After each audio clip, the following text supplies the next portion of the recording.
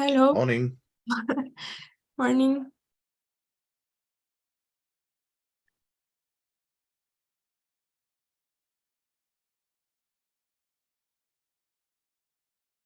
Taking over for Stephanie. Yeah, she couldn't join this time, so she asked to do it. I hope it will be okay. Yeah, I think it should be live. Right. Zoom says it. Join this time. Yeah, it is live. Okay. Yeah.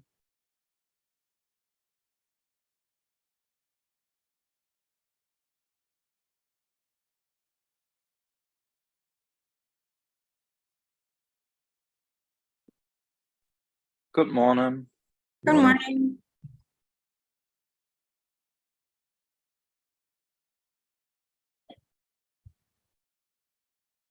Maybe one more minute. We can wait to people to join.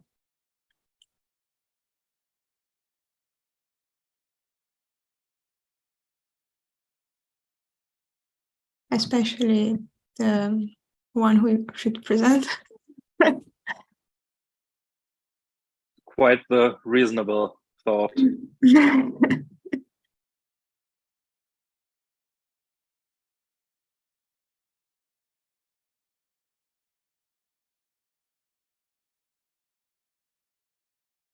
Hello.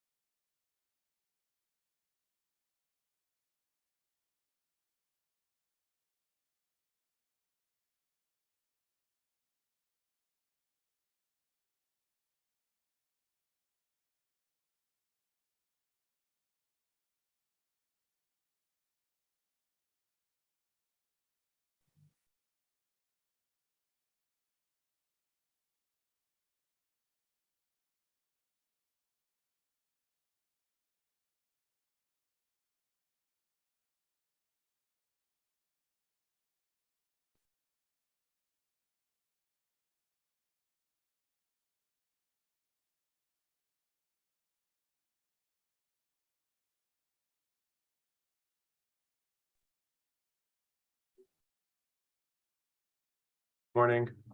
Good morning. Hi, guys. I think we cannot see your video yet, Ahmed. Yes, I'm just trying to figure out why Zoom wants to specifically show me as if I'm in the middle of some snowy mountain. Okay, don't worry. You'll see what I mean in a second. Take your time. This is what Zoom has decided my video should look like today. Okay. Yeah, which is really interesting.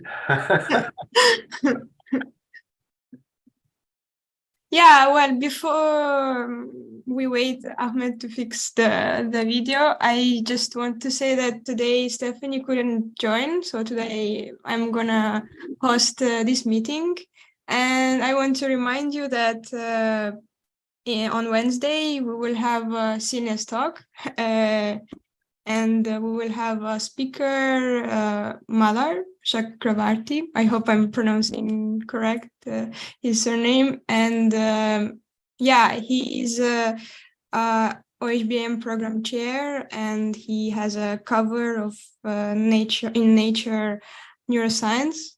And the thing that he's going to present, topic is multi-species translational neuroimaging strategies in psychiatry. So I hope you will join us, and we will have an interesting discussion together.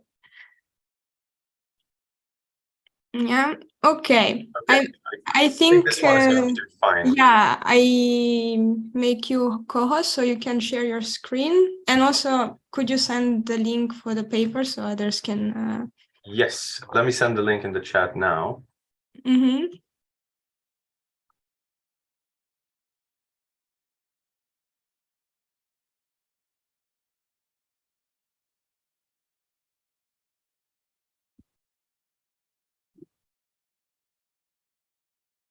Okay, thank you. So the audience is yours. So Thank you. Okay, so I'll share this.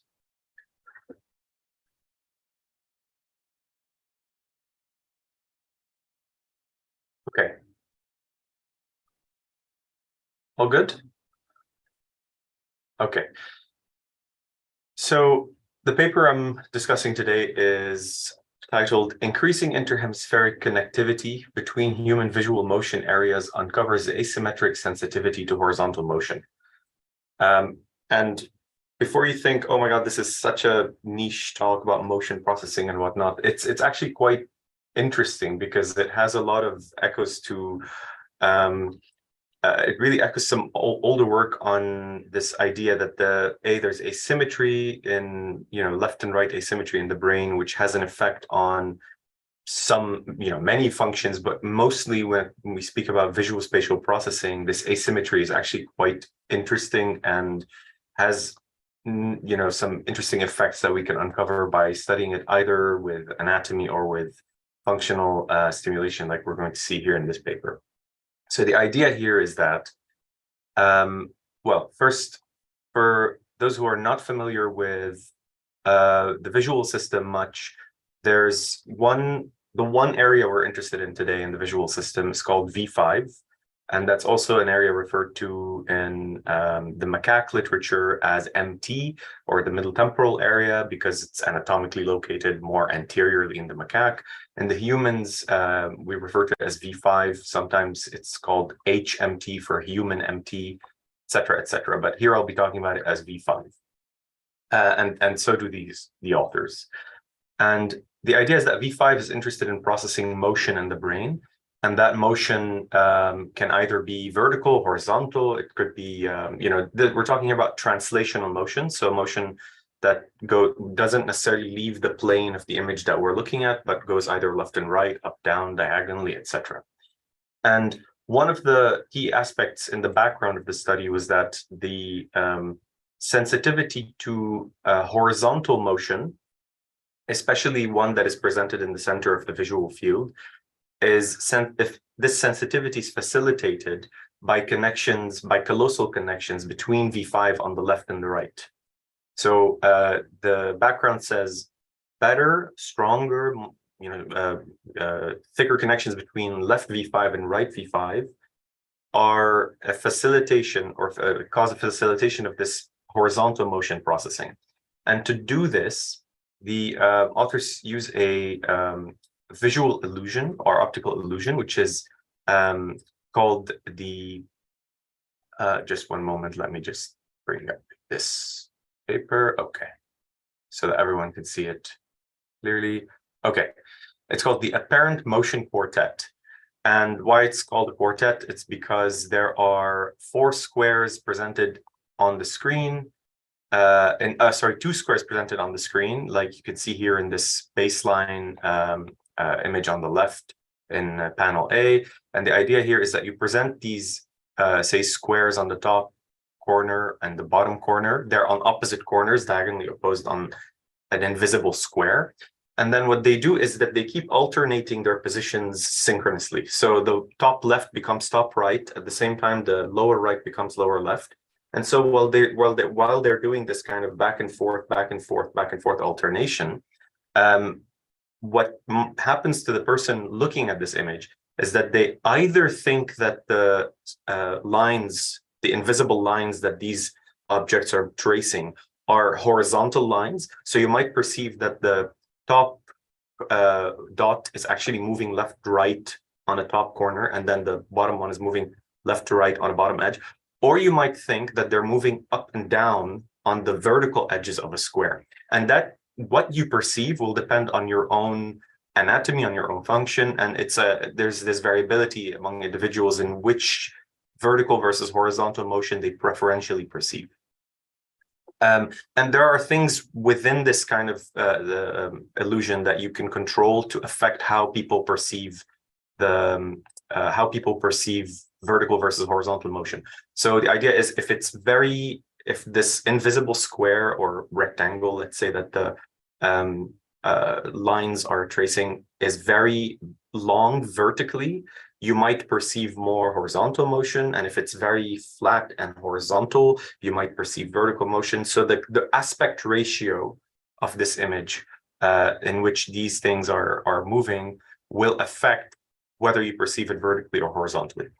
And that is referred to as the parity ratio in this case. And so first, what they did was to bring in participants and establish for each individual participant in their study, what is that ratio that they need to be at, so that they either perceive vertical or horizontal with equal chance. So it's like ambiguous in the sense that if you present the same illusion repeatedly for this participant, given that ratio, half the time they will say it's horizontal motion, and half the time they will say it's vertical motion. So in doing so, they establish this kind of baseline that says, for this participant, in this specific configuration, there's no bias in their behavioral responses to vertical or horizontal motion. And therefore, if we then interfere with this processing with TMS, let's say, and the hypothesis is that they want to facilitate, or the goal is to facilitate horizontal processing, then given the same ratio, the participant should now be more inclined to say, I see horizontal motion versus vertical motion, although their baseline for that configuration is that it's 50-50. So that's what they did. They start with establishing the baseline for each participant, and then they have several different approaches to this. Either they facilitate, and I'll explain how they do this, left to right callosal communication, or they facilitate right to left callosal communication, specifically within V5, we're talking here, or they simultaneously enhance both, or they apply a sham condition.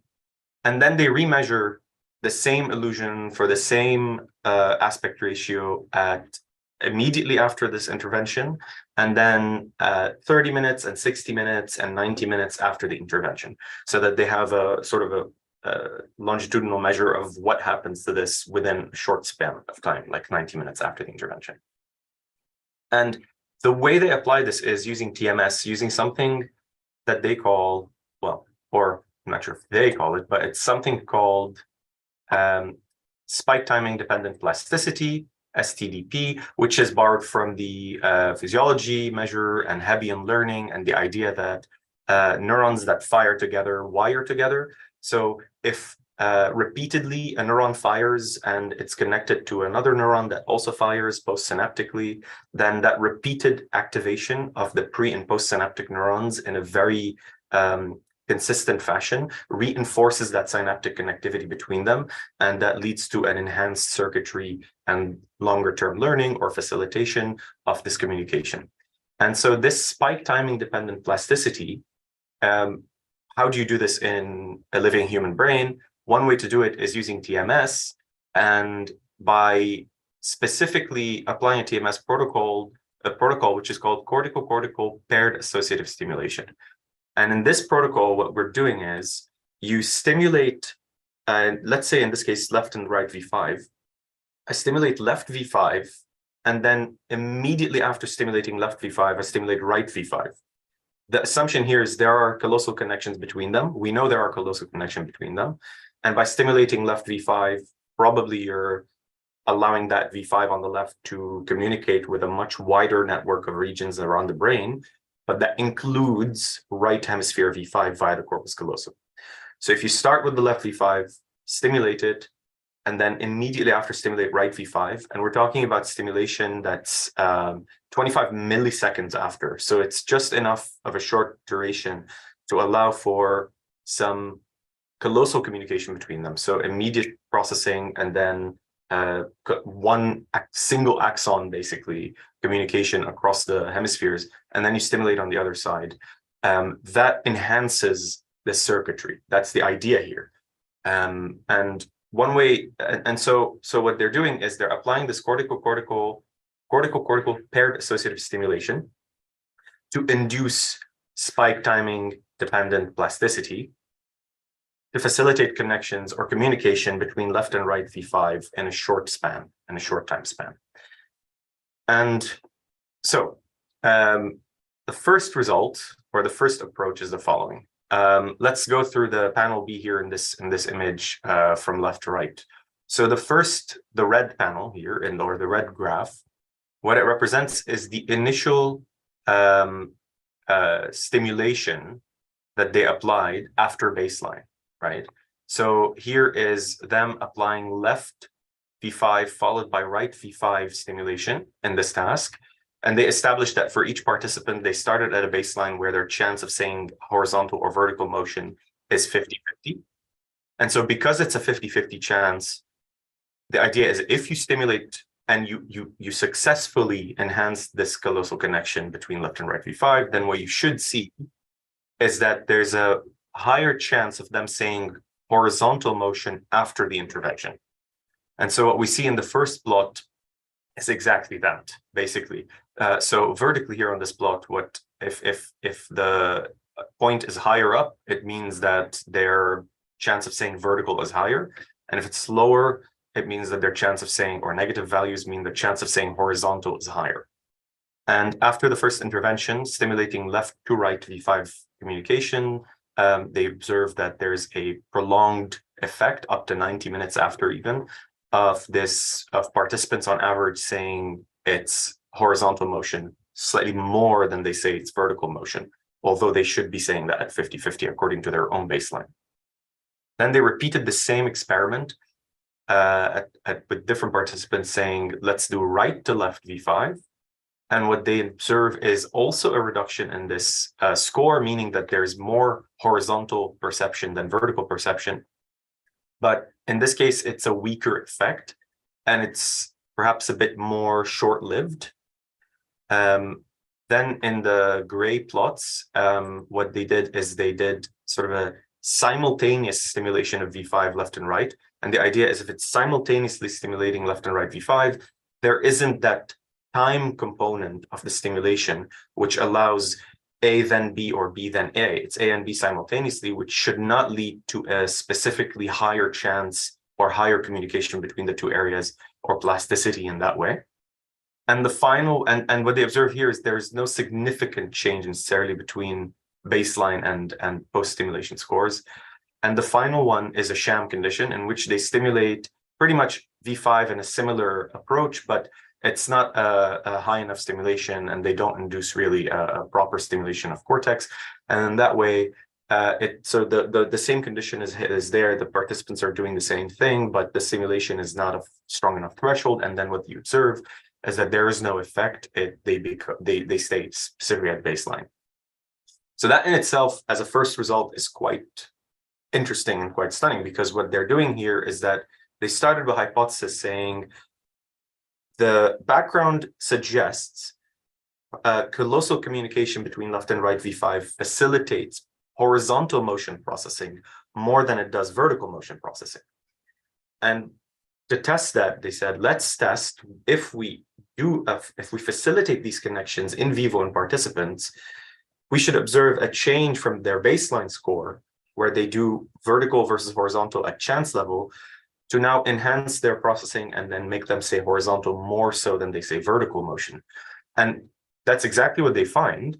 And they find that it is indeed a facilitatory connection that promotes horizontal motion processing more than it does vertical motion processing. They also observed in this first experiment a very interesting thing, which is that the effect is asymmetric. So the left to right V5 facilitation seemed to cause a stronger effect that is more long-lived than the right to left V5 stimulation. And so they asked, is this something we can actually link to another behavioral effect without such a stimulation and without such an intervention? So they said, if left to right is stronger than right to left, then that suggests there should be at baseline also some difference in how participants perceive left motion versus rightward motion when it comes to horizontal motion. So if there is that asymmetry, perhaps there's just like in when we look at the superior longitudinal fasciculus, and we know that the asymmetry of the anatomy of the SLF has an effect on, say, a line bisection task, where the person maybe goes more to the right or to the left within the bisection. In a similar way, they're suggesting here, left to right V5, if it's stronger, that might suggest a higher sensitivity to horizontal motion that goes to the left than horizontal motion that goes to the right. So they tested that in another experiment using different stimuli. And so the stimuli here are these Gabor patches, which are basically sort of large circular or disc-shaped sine wave gratings. So it alternates between bright and dark spots. And it has this Gaussian mask on top. So it's like, it blends with the background at the edges, and it's really ample in the middle. And these Gabor patches are very, very widely used in visual research. And what they did with these patches, they present them not statically and not moving, but they do what is called flicker or phase reversal flicker. So basically within this Gabor patch, the bright stripes alternate with the dark stripes in a very fast rate. So for example, it could be 10 hertz or it could be 15 hertz or whatever it is. You can adjust this rate and the frequency with which it switches. And at some rate, the flicker, the back and forth change between dark and bright stripes can be perceived by the person as what is called secondary motion. So the actual stripes are not moving. They're just alternating back and forth very fast between each other. But that's perceived by the person as translational motion to the left or the right. And so they asked, if we show participants such a flickering Gabor patch, is there a chance that we will observe a biased motion perception, in the sense that will we observe more leftward motion or rightward motion reports, even though the thing is not moving and there's actually no motion at all? And they established first the baseline for each participant, and then they established what happens if you test it again and again, like 3 times before, in 3 separate sessions leading up to an intervention. And so they wanted to establish whether this is basically a stable effect or not, if it's repeated and stable within each person. And then they said, what if we then apply the same protocol from experiment 1 from right V5 to left V5 and then test it again? And so the results are here. It's quite interesting again. The first result is in panel B, and it shows that there's a much higher report of leftward motion than rightward motion across the group of participants they looked at, without any intervention at baseline. And that's in line with the idea that there's a stronger left to right facilitation of these connections in V5, which indicates a dominance of the left hemisphere, which probably suggests a leftward dominance in motion perception. And they actually find that in the report. And the average is stronger, but also you can see the full distribution. There's of course a full distribution of this with a minority on the right, but a majority on the left. And then they said, at baseline 1, this is the case. Okay, we have an average. A second measure before intervention, again, it's leftward. Third measure before intervention, again, it's leftward. So what they're showing here is this consistent effect in participants. If you measure it at different times before an intervention, you still find the same effect. And then immediately after the right to left facilitation, they were able to reverse this effect in that group. And then 30 minutes after, the effect sort of disappeared.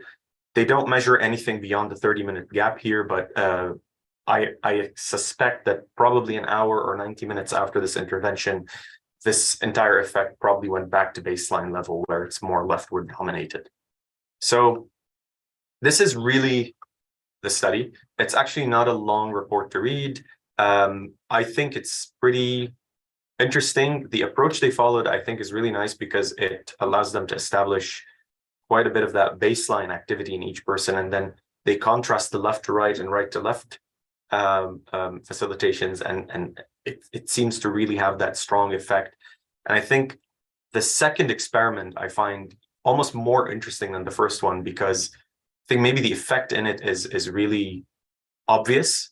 And this question, I've had this question before when I do some of my own experiments here with participants with flicker. And if you were to even yourself do a flicker type of experiment like the one they did, where there's this phase reversal, you find that at some point you're equally likely maybe to see upward or downward motion or left and right motion. And there's this whole notion of, is it functional? Like, is it mainly in the cortex, or is it in the corpus callosum, or is it in this communication? I mean, we say it's the whole network, but where is the bigger effect? And it seems here that they're showing the facilitation of these connections left to right seems to have a much stronger effect than I would have imagined. And it, as I said earlier, it really ties nicely with previous ideas on this left-right asymmetry in white matter pathways like this, the SLF, and how that ties into notions of visual spatial processing and dominance of one hemifield versus another hemifield in looking at static objects, or in this case in motion. So yeah, that's the whole thing. Now, yeah, thank you, Ahmed. It was a really interesting paper with interesting results, and there are already 2 hands. They want to ask questions. So I think Michelle was the first one. So go. Sorry, I'll have to go. I'll have to go at 10. Actually, I have another appointment. Great paper, great presentation. Absolutely loved it. They don't have tractography. It's such a shame. Such a shame. I would love to see like how inter-individual variability link up with the corpus callosum, as you said. So my question is, they put a lot of emphasis and interest onto this horizontal line. Would you have a hypothesis, or did you think about what would be the neural basis of the vertical line? That was the entire thought process I had yesterday looking at this, because with the horizontal motion, the idea is you need to there's each V5 processes a hemifield, half the right? But in the center of the field, near what's called the vertical meridian, the receptive fields of cells in right V5 don't just stop at the right mark, right? They don't just cut very sharply. They invade the other hemifield. And so the receptive fields of V5 on the left invade the left and the right hemifields near the center. And so the idea is you have a crossover between the 2 hemifields. So the 2 V5s are not independent entirely. Near the vertical meridian, they share processing of the same information. So in that case, you might think, well, if there is that kind of shared portion of the field they process, then communication between them should matter a lot when it comes to processing things that cross between the 2 fields, right? That's the horizontal motion part. But when it comes to the vertical one, it can be entirely contained in one hemisphere only. So that in theory should not depend at all on anything callosal, and will probably depend on much shorter range, like short circuitry within V5 itself, I would imagine, in each hemisphere. And I don't see a way of either stimulating non-invasively with TMS or measuring this in any way with tractography, because it's such a smaller scale. And any TMS intervention on this would affect, V5 processing the dorsal and ventral parts equally. So unless maybe this microstimulation, maybe that has an effect, but otherwise I don't know how it would work in an interventional process. But I imagine it's a very similar thing when it comes to vertical motion. I actually don't know if there is a very strong bias in vertical motion. It's a big question to answer. I haven't checked the literature. There may be something on this already. It's because there are those motion area V3A, which are in the dorsal occipital cortex, and you have the vertical occipital fasciculus. And then you have more like upper visual field and ventral visual field, reversely on the upper part of the occipital and ventral part of the occipital, that for some weird evolutionary reason then swap later on. That the work of Euromas. I wonder whether the vertical occipital fasciculus could have a correlate as well. Because that's an entire research that's very exciting. I think for that, the V1, V2, and V3 in the human brain are split dorsal to ventral. Like they're, in the sense, they're not really split, but it's like you can really think of them as, oh, there's dorsal V3 and ventral V3, and they're processing the upper and lower fields.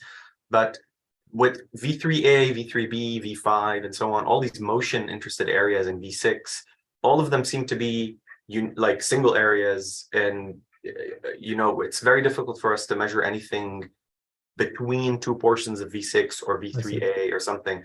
but you can measure that between V3A and V4 ventrally, or between motion areas and other areas, which maybe lends itself to a new protocol of investigation.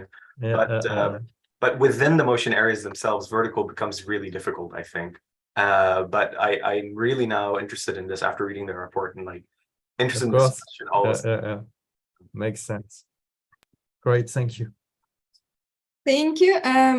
Well, there is 1 minute. If it's a quick question, we can also discuss that. Yeah, it's just about a small thing.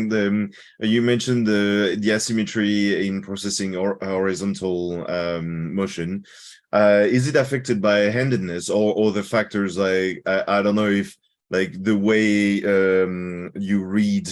I don't know if other languages that are read on the opposites side. I don't know. Very cool question. Is there a link between, say, if you grew up reading Arabic or you grew up reading English, left to right, right to left? Does that have an effect longitudinally on your development of these connections or tracts, and maybe on this behavioral result in these tests? I don't know, actually, and I don't know the link to handedness, but I'm sure going to look it up now. Very cool question. I don't know. That's the short answer. But Future research perspective. Future research, exactly. Okay, Thanks. so it's 10. Perfect. It was a nice presentation. Thank you again, and the discussion. So I wish you exciting science, and bye. Thanks, guys. Bye-bye.